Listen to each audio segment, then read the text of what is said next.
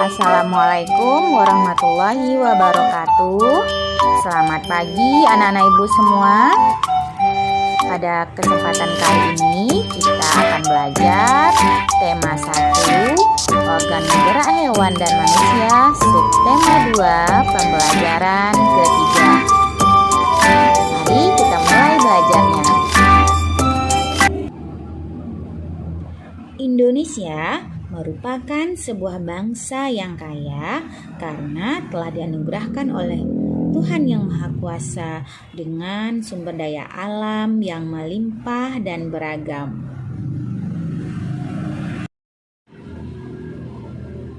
Tidak hanya itu saja, kekayaan Indonesia juga terlihat pada jumlah penduduk Indonesia yang saat ini telah mencapai 266 juta jiwa.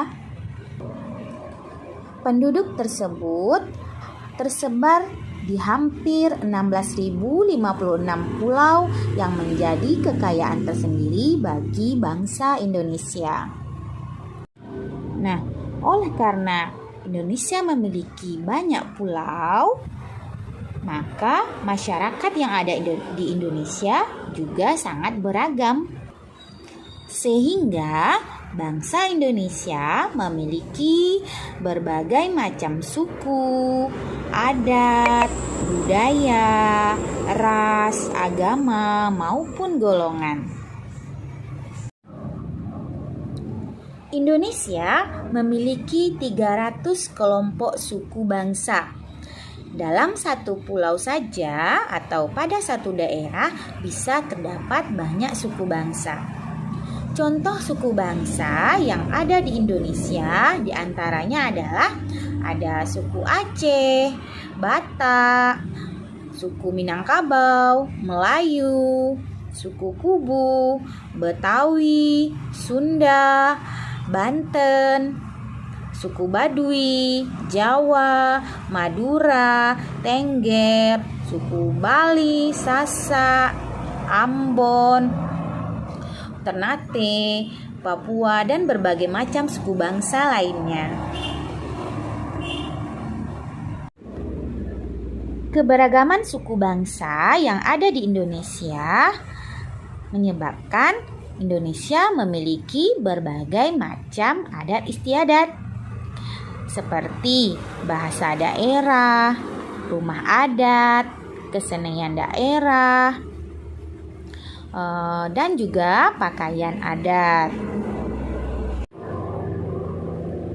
Selain suku bangsa yang berbeda-beda, bangsa Indonesia juga memiliki macam-macam agama seperti agama Islam, Kristen, Katolik, Hindu, Buddha, dan Konghucu.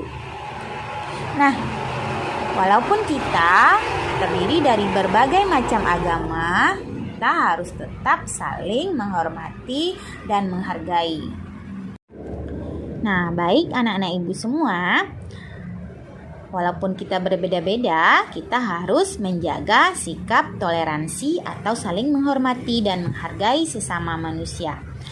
Nah, kita baca teks bacaan berikut tentang toleransi antar umat beragama. Pada paragraf pertama, manusia merupakan makhluk individu sekaligus makhluk sosial.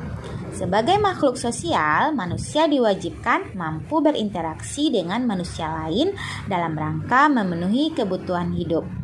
Saat menjalani kehidupan sosial dalam masyarakat, seseorang akan dihadapkan pada bermacam-macam kelompok yang berbeda dengannya.